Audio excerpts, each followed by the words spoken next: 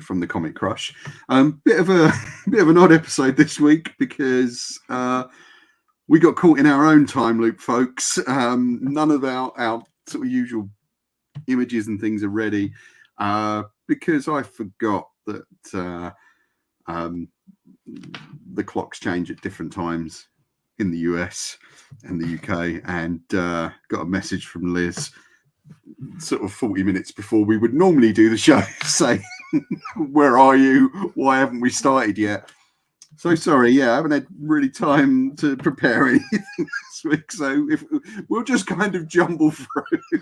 It's fine. It's jumble of spaghetti this week anyway. It is a jumble of spaghetti. It's such a weird episode.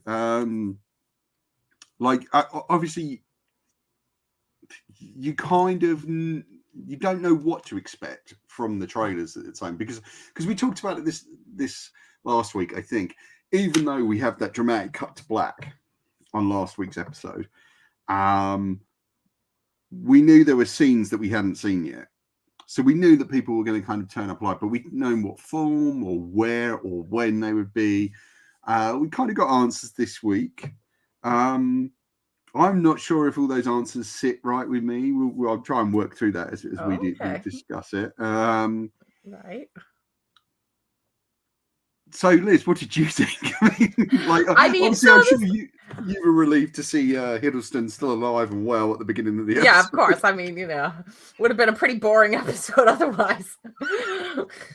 Boring or, free to make dramatic new choices, Liz. I don't know. Yeah, well, pretty dull if, it did just fade to black and we watched paint peel for, 40 minutes or whatever.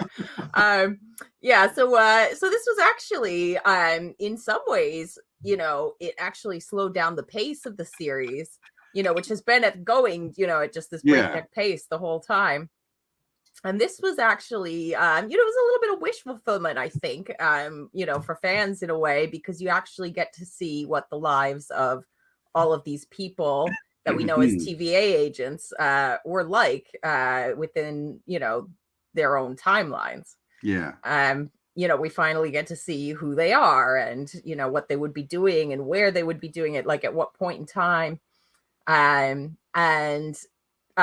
That was actually kind of a really nice thing to kind of slow it down and just spend a little time with these guys and find out who they are as people.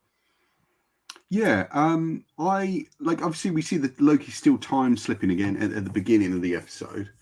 And I kind of like that circular moment. Like, that was great. I really enjoyed that. And then, is that what's that noise? My printer is just started making a bunch of noise. I don't know why. Hopefully it's printing out a disturbance in the It's timeline. printing out a script for us both to follow. Yeah. So the temporal loop is overloaded. Yeah. Mine certainly is. There's so I quite like that kind of circular moment you get at the beginning, but then also quite dramatic and interesting to see it suddenly destroyed so definitively, because now that means the TVA is gone, at least in one form in that timeline. And Loki luckily time slips away. And we it's quite strange where we end up. So we go back to we're in Alcatraz, 1962 branch timeline. Now, is 62 because was the original Marvel stuff was 61, right? The first Marvel comics. Yes. So 62 is notable for first Spider-Man. Right. But what's really, I think what they're really going for here is that this is, the character that, we know as Casey in this branch timeline turns out to be a real life person called Frank Morris, right? Who was one of the escapees from Alcatraz that they based the movie on. Okay. Now, he's also the one that probably has the most radical change from his character in the TVA to who he is in the branch timeline. In the TVA, he's like a little nerd with a pocket detector, and in the real world, he was like a criminal who, it's who famously broke out of this high security prison. And it was kind of interesting to see that they didn't really do a lot with it. It's weird for this episode because they just felt like a bunch of vignettes, and it didn't really feel like we were kind of going anywhere. It was such a strange episode, like as you say, very laid back, very very much a break from the pace. I'm not sure if that helped or hindered. I'm still trying to decide. I really should have watched it again, but I haven't had time. So was there for you? Was it just that it felt like it meandered, or was it you weren't satisfied with the particular choices that they made for those characters? It's not that I wasn't satisfied with the choices as such. I just feel that they had no real bearing on their characters in a way. I think the kind of mise en scene that the environments they were in were interesting because they were all places that have, or at least the characters were. Well, here's where it does connect. Is obviously the TVA is where you control time. All of them were in places where they had to wear, with the exception of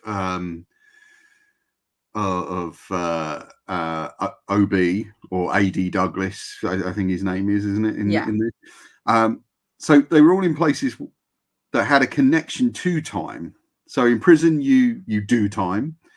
I felt that the stuff with B15 is, and work with me. This is just my fucking stupid brain, I guess. But it's a place where she's trying to increase people's time. She's trying to help people's health and safety.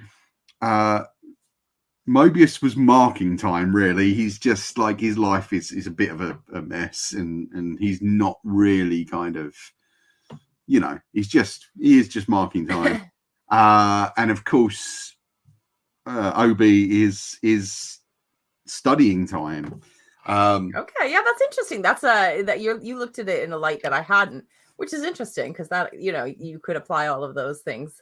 And nearly all of them had to wear uniforms like they would in the TVA. They would all have to kind of be dressed a particular way. They would all have to conform to certain behaviors as well, apart from OB, which again leads me to think, is there something about OB that we haven't quite dug into yet?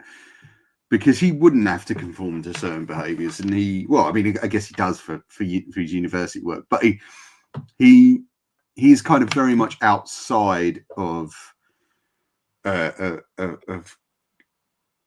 kind of societal norm. He's a struggling author, but it's science fiction, which you think in the 60s would which again is the name of the episode, but in like in a way that kind of separates the two concepts. It's science/fiction rather than science fiction, which is something that we will definitely have to talk about. Is fiction. Well, I'll let you kind of guide the way there. But yeah, I just thought that kind of interested me, and we've got Loki again, still time slipping. He time slips briefly to meet Casey, and then time slips away, and then time slips to B15 very briefly, where he's kind of just seen as a sort of vision for a moment. I like the scene with the little girl. Yeah. I'm not sure what they were trying to say with it. So you might understand that a bit better than I. Well, I mean, we see who B15 is, which really fits with what we know about her in that she's compassionate. She wants to help people, and she's nurturing, and I I think that all aligns with what we know of her. One of the interesting things about I'm B15's scene is, here which you going. you probably know where I'm going with this. Yeah. They've named her after a particular character with a lot of significance to the Loki comics. Now I don't know if they're gonna kind of go anywhere beyond that with except for just to give her the name and the nod to Yeah. that character. So talk about who that is. So that character is called Verity Willis. And she was introduced in the Loki Agent of Asgard series, which we are definitely gonna, kind of be referring to a lot. This episode seems to lend a lot to the Loki Agent of Asgard series, which was great. I loved it. It's a semi-recent series. I think it might have been in like sort of 2014, something like that. So Verity Willis is kind of throughout that Loki story is like kind of his, partner. They get together, kind of they strike up this friendship during like, she goes speed dating and winds up on a speed date with Loki. But that, it's not a romantic relationship that they forge. It's a friendship. So she's living your dream life then, Liz. Yeah. I mean, except like obviously our date would go really well.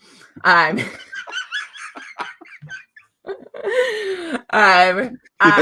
okay.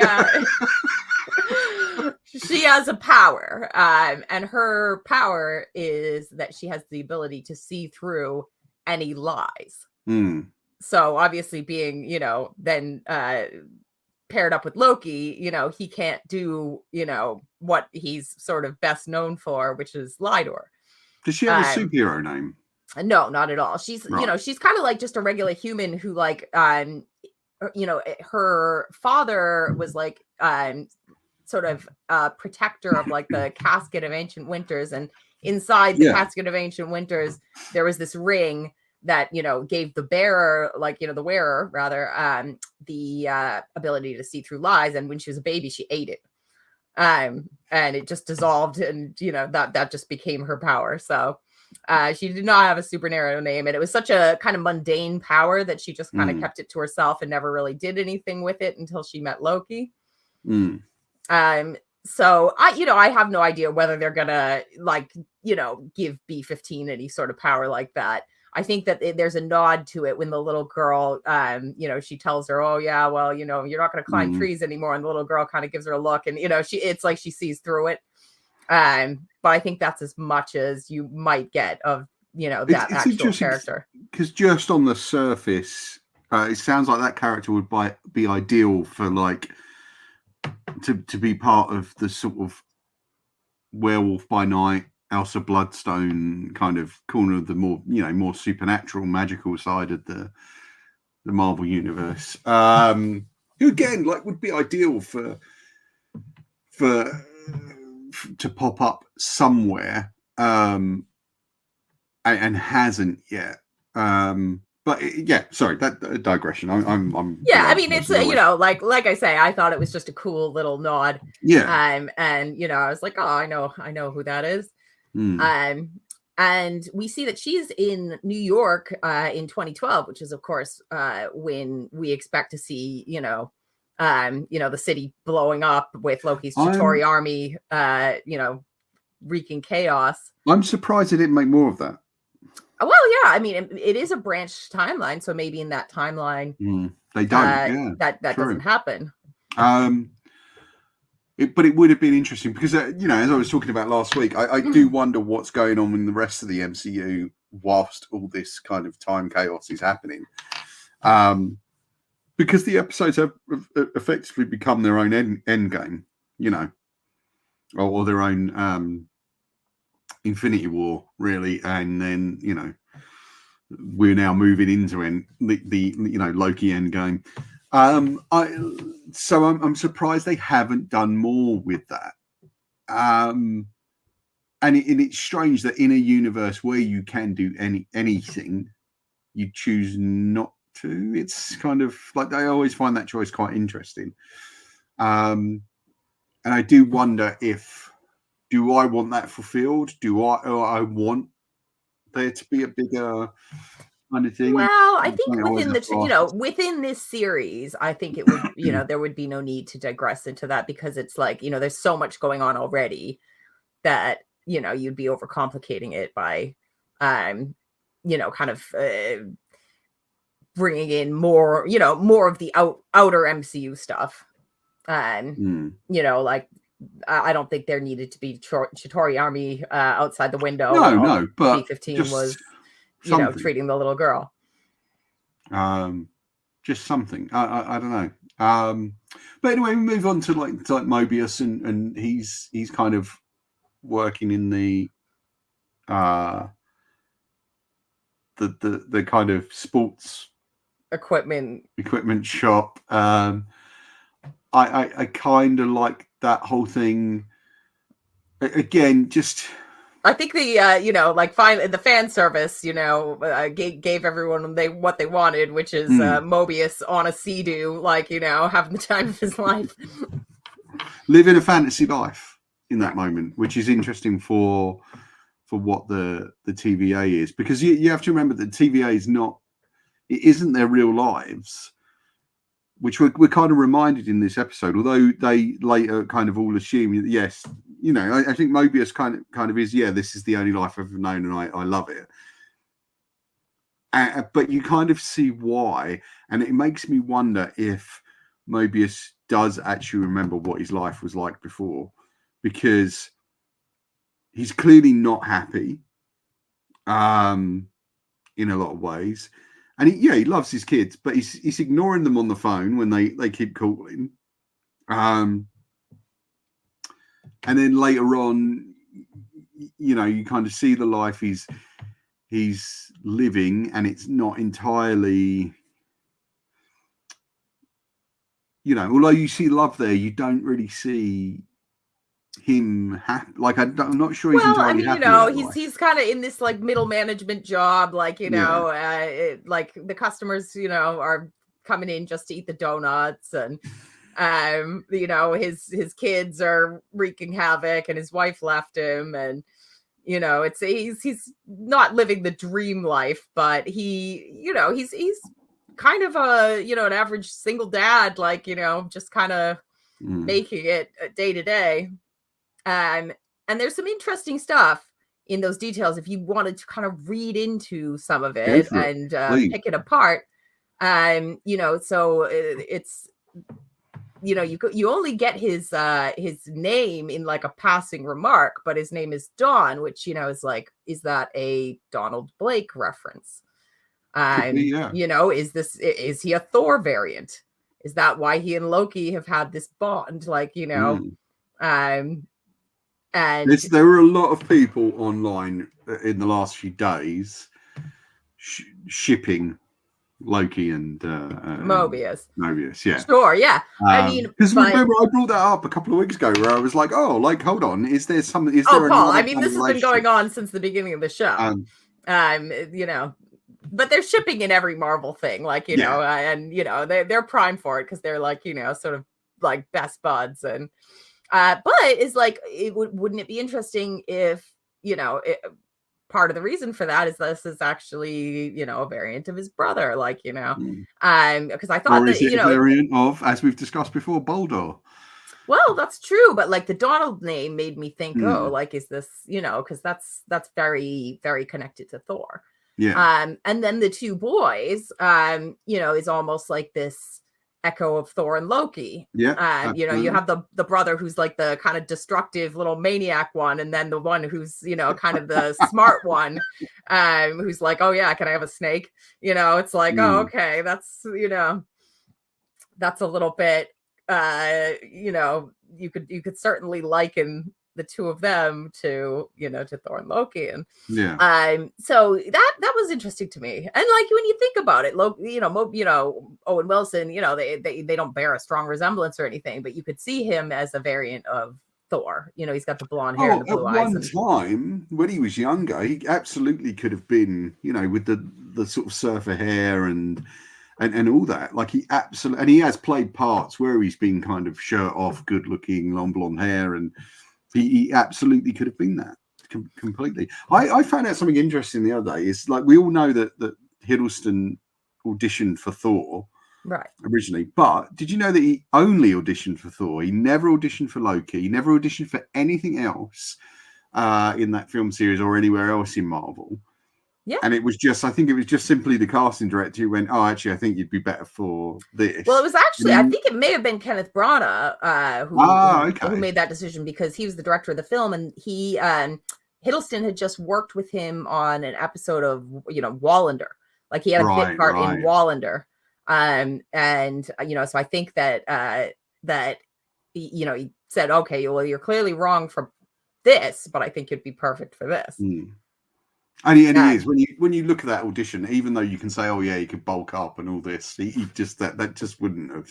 No, it's my understanding they were looking for anyone who was 6 foot and blonde at the time, which he was. He was blonde at the time. Oh yeah, and now obviously just is always. I assume he's always dyeing his hair now. He is always dyeing his hair. Yeah. Yeah. But I found that quite interesting, and also the fact that apparently, speaking of brothers, Hemsworth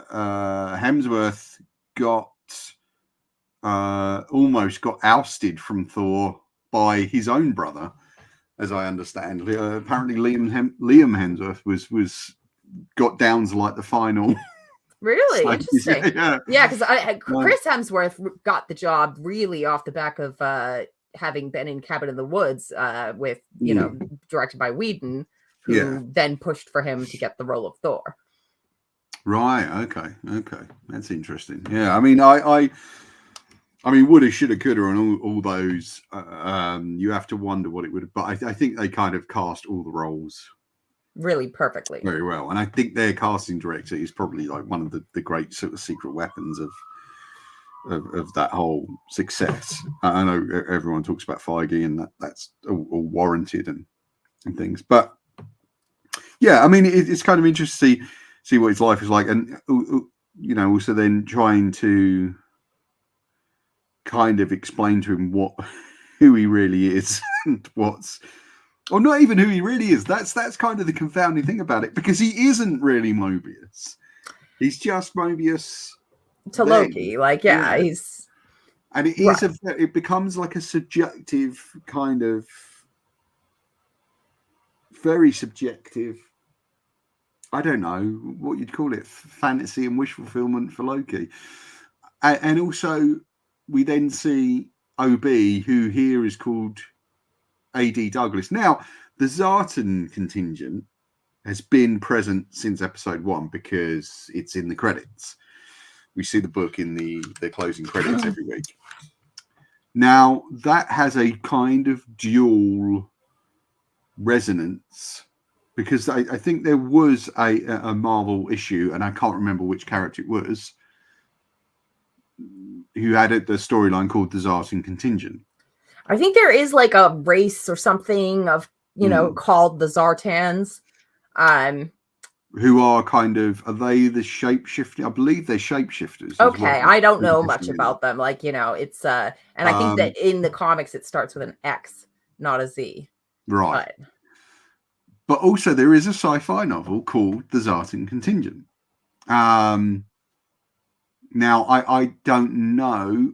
I can't remember what the plot line of that novel is and how much it kind of leans into what's going on in the show. But we'll try and look it up for next week. Next week, I think we're going to have to kind of do a little homework. Yeah. Some answers. We see the life he's living, where he's trying to sneak his own books into bookstores, trying to create this life again, wish fulfillment, trying to create a life, trying to create a kind of fantasy life or a new kind of reality, which leans into all the characters. And it's notable that B15 is the only one not trying to do that. She seems the most content in living her life. As in the TVA, she has seemed the most content to kind of inform people, no, like, you had this life. You got to make, what's your choice? Do you want to be over here or do you want to be here? Like, what do you want to do? And like, I of course, like, he's not he's the one who's kind of most like his character in the TVA. Right. He's really not, right down to his workspace, like Which being is almost identical to yeah. his, the RNA department in the TVA. And you can kind of almost wonder if that is where the TVA was formed on some other kind of timeline. And it's all kind of shot the same way, those very kind of head-on, wide shots. The Prometheum is quite wide, so you can see the building. Yeah, I mean, it's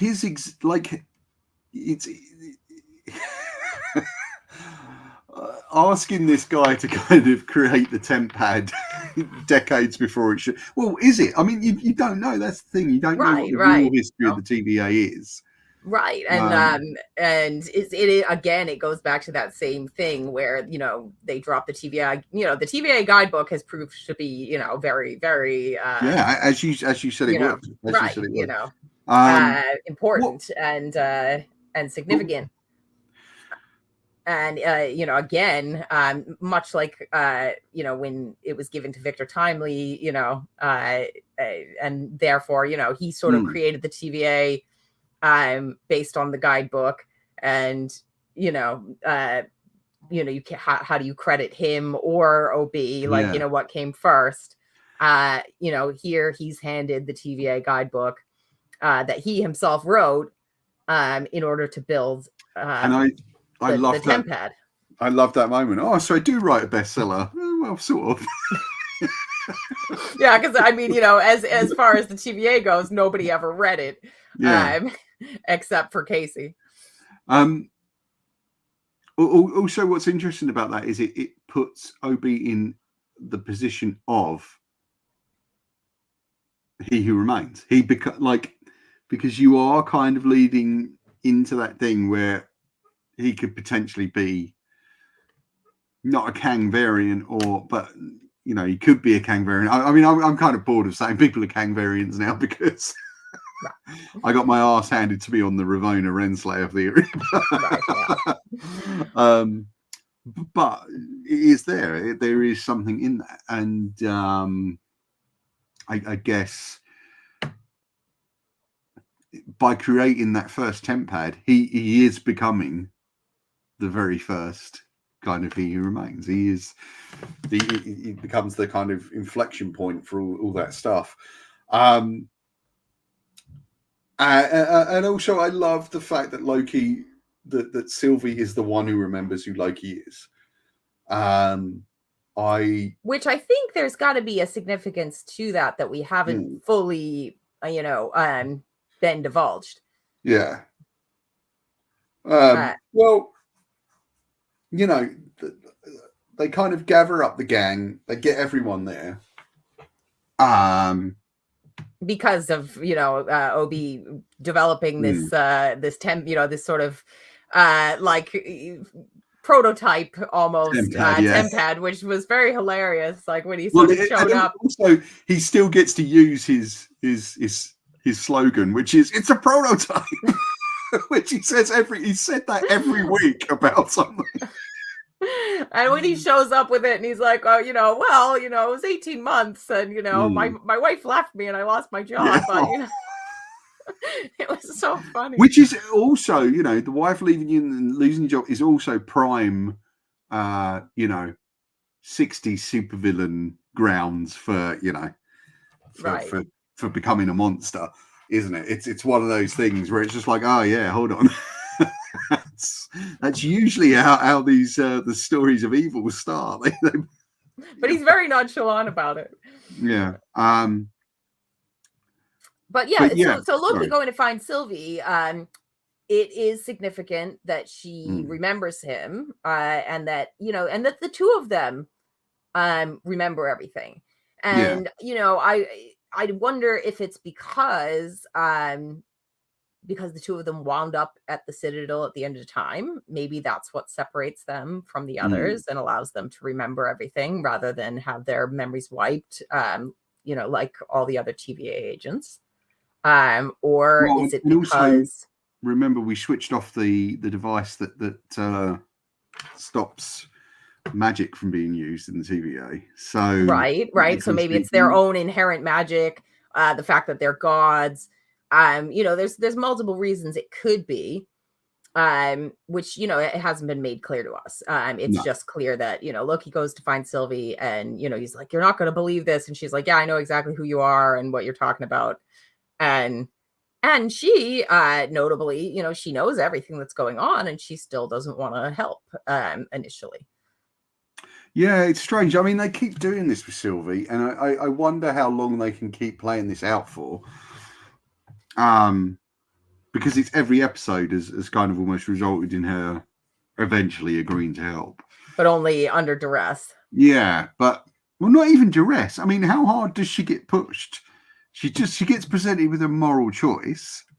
Well, in this episode, she's given a lot of duress because she has absolutely no recourse except to go and find Loki.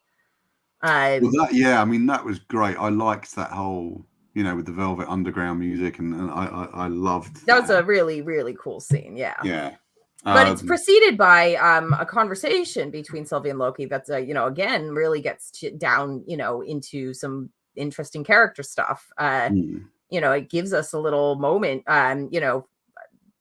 to kind of realize what Loki's, actual motivations are, because she kind of pushes it out of him.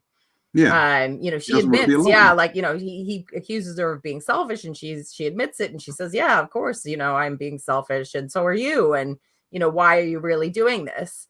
And he's like, well, I want to save the world, and she's like, no. And he's like, well, I want the TVA back, and she's like, no. And finally, it's, I want my friends back, and I don't want to be alone. And that's really, when you get right down to it, that's really what it is. He doesn't want to be alone.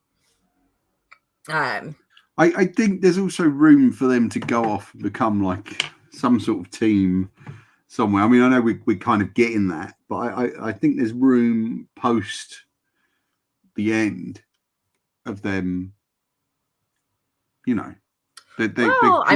might, that there's some interesting things that happen in this episode that, kind of lead me to think that may be where they're going with it. We can talk about that. Well, I mean, my question is with the MCU, because it is its own thing, but yes, draws on the comics and draws on all that, but can play quite fast and loose with some of that stuff. Why could we not have a team that has no basis in the comics? Do you know what I mean? Why, I think that the field is now open for them to recreate and create and mold from fresh clay. And I would like to see some of that. It's just like I always felt that there was a missed gap in the comics market. And I know you had a different view on this, so we can argue about that again. But that there were no MCU-based comics, that there weren't series to kind of either fill out the gaps or just make stories in the MCU, because I felt the comics would have made a lot more kind of impact if they had done that. And I was quite annoyed, being a person who sells comics, that they didn't. Well, see, I still, I stick by my guns and say, it's not necessary. The comics are there to tell their own stories and maybe be some inspiration. No, but a separate line of comics that are based in the MCU, Well, yeah, or at least use the kind of environments that the MCU has offered up, and I definitely think that should be a thing. So Marvel, you're missing a trick. And yeah, I think now the time is ripe to go off and create whole new stories. Well, that's going to be, I think a thing that we've got to talk about, whole new stories. Yeah, so we kind of all together. I love the fact that Casey wants to use, or sorry, not Casey, Frank wants to use the tempad to go off and rob banks. Right. And it's weird because he's kind of moved from one prison to another. So I get his reluctance, but also his thing of I'll just borrow this thing and I'll be right back. But I kind of believed him. I kind of believed that he would have just taken it, gone and stashed some money and come. Yeah, I don't. Who knows what he would have done. But... And also, I don't. one thing we didn't see in the episode that I felt we could have is they're all displaced from their timelines, with the exception of OB. What? There's no curiosity to see what the outside world is like, or what's going on in your, wow. Like, hold on, I've moved from 2022 to 1994, or yeah.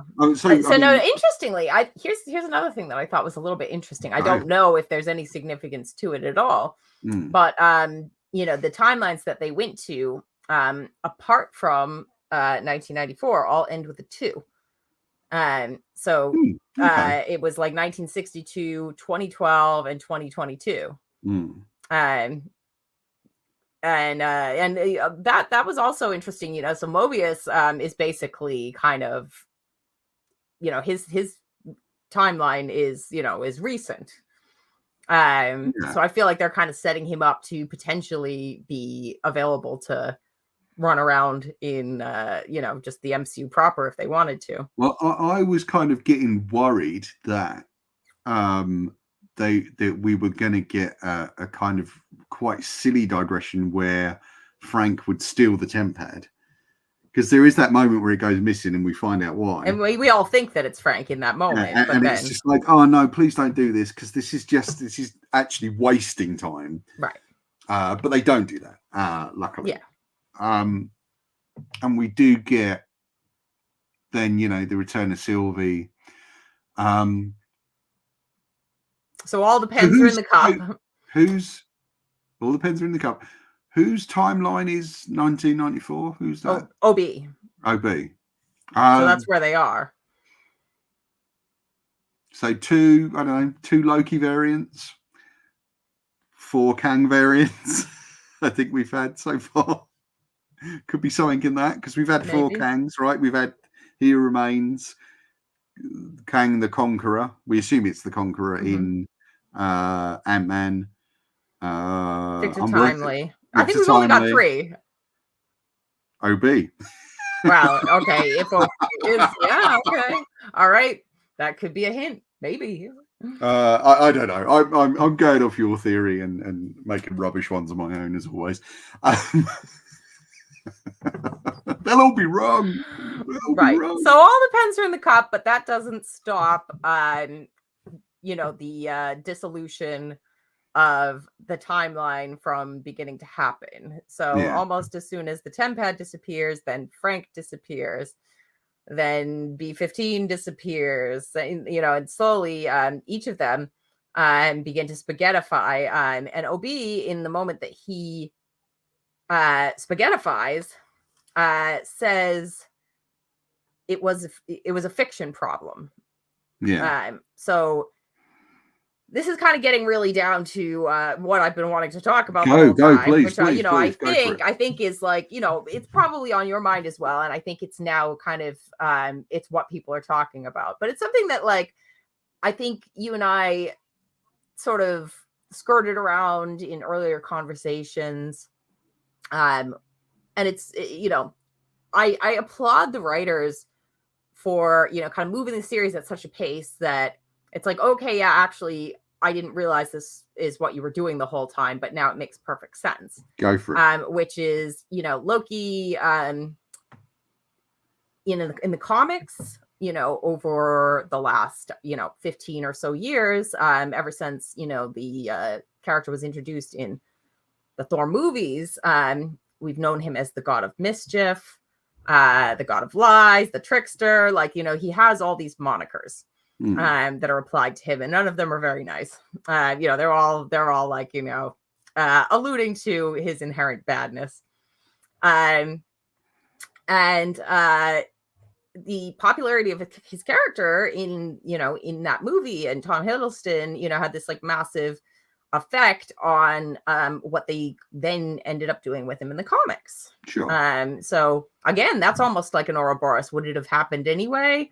Or, what came first, the chicken or the egg? Because there was already this shift with his character in the comics. They seemed to be kind of taking him in a different direction, but absolutely the popularity of his character then kind of like they just they took the Loki that had been in the comics for all those years, 50 plus years, whatever, and basically killed him off. And he allowed himself, as a matter of fact, it was his own plan to allow himself to be killed off in a heroic way. And, because he ultimately wanted to change and he wanted a fresh start. And he gets it by, being reborn as this innocent kid. And, but his own, sort of master plan had been to, eventually transfer his own experienced consciousness into the body of that kid. So this is not, so that's not what the movies have chosen to follow. No. But what that journey kind of, he went on from there, the evolution he took thereafter was, to kind of keep trying to find redemption and to become, to cast aside who he had been, and to find, a new path and, become better and, not be, the what everybody thought he was, which was, a liar and a bad guy and a, trickster. And even though he remains to be some of those things, he eventually, in the Loki Agent of Asgard title, earned himself a new moniker. Finally, after, years and years of storytelling, kind of from, he post Thor movie. The moniker he takes on is the God of Stories. And it's like not just a new title for him, but it's an ability that he finally kind of realizes that he can utilize, which is to be able to affect the narrative, of reality. Yeah. He is able to, which is like a mega power. It's something previously only, the Scarlet Witch could do is, change reality. So, that's where, we're ultimately going with this show, which I didn't realize. And it's like the clue was, there the whole time. And especially in this episode, the fact that they keep referencing fiction and fiction keeps playing such a prominent part. When with OB's character, he says like the, in science, it's the what and the how. In fiction, it's the why that's important. Well, and Brad went off to create fiction, didn't he? Right. So they've been building it up. Even in this episode, there's a little Zaniac reference. When Loki and Sylvie are in the bar, and there's like the Zaniac, pinball machine or whatever. And you get one at the end as well in the credits. There's a Zaniac. Yeah. I think you're absolutely spot on. I think it's interesting because this starts to bring you in line with the more self-aware aspects that are leaking into the MCU from things like She-Hulk. And it is this meta ability that he has. Like, it's all very meta. The fact that he got to rewrite his own story explains why he went from being, Loki, this, miserable villain, to this heroic character within the stories, within the comics themselves. And so I mean, I don't almost like self-referential, in that way to like, okay, well, so you've now accepted that, this character you've known all these years is just a completely different character in a way, but essentially the same. And of course, he's had his rebirth once already, as you're pointing out. Like he did die, but then that allowed the younger version of him to live, and it's also even plays into the idea of like the kind of like the shift in the character being rewritten because of the will and the passion of the fans who loved his character so much in the movies. It's would that have ever happened otherwise? Probably not. I mean, I don't know, it's a lot of questions, and I hope that next week we're going to get some of the answers. I think we'll probably just get more questions, being an MCU show.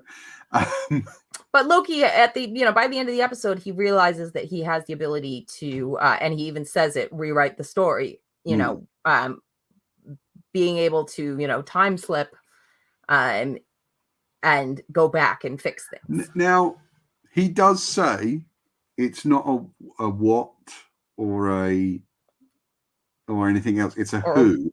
Now, who do you think he was referring to? Do you think it's Sylvie?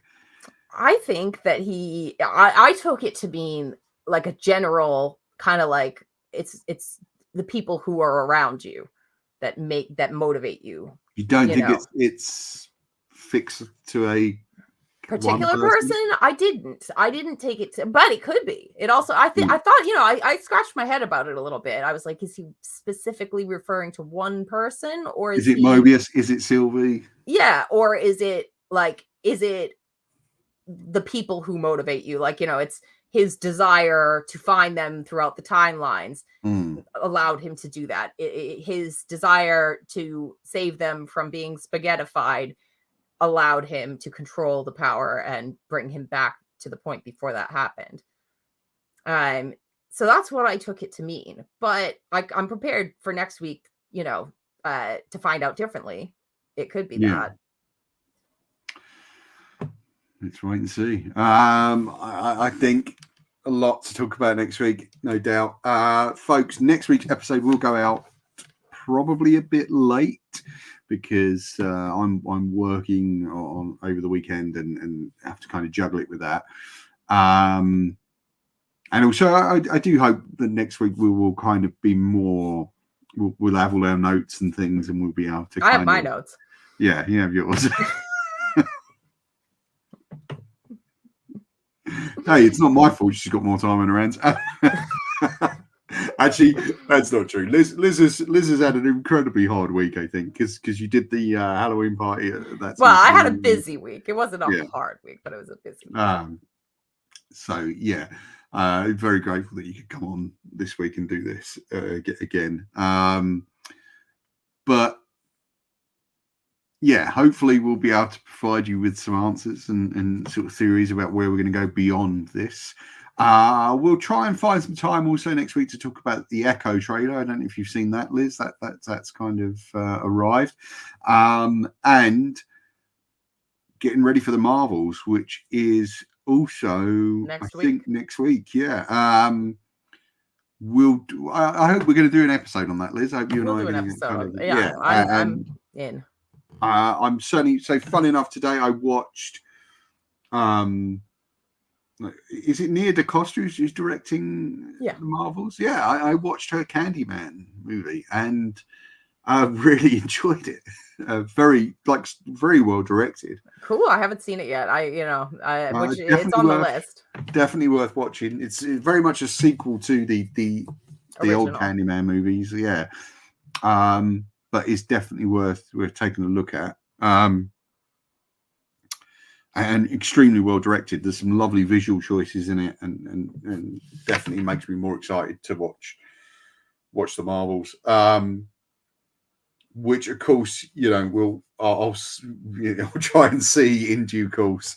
It's going to be a bit of a juggle next week, but we will kind of come back and do the final episode of this definitely.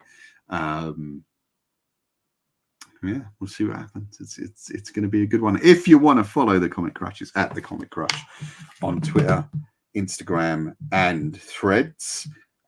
If you want to find us on Facebook, you can grab us there. We're also at the Comic Crush on Hive as well, if Hive is your thing. On Blue Sky, as soon as I can get it up, I can never remember this off the top of my head. It's such a stupidly long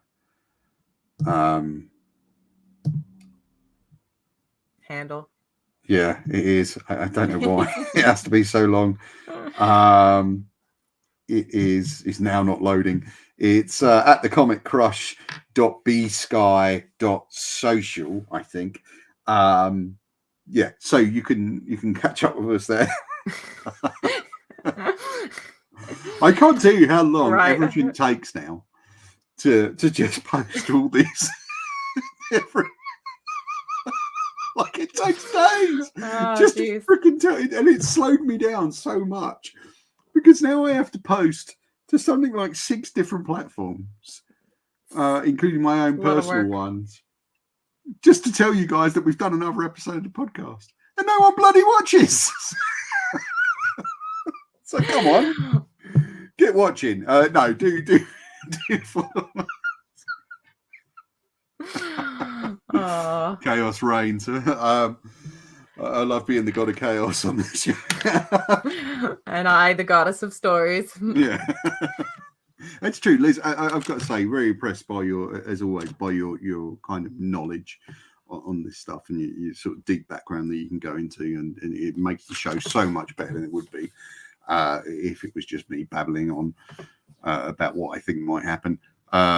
So, thank you again for turning out and bringing that knowledge to the show.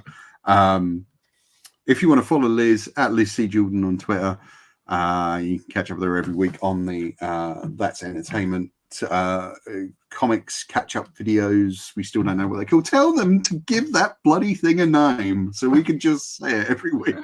Right. So just tell them, go to whoever's running. Yeah, give it a name.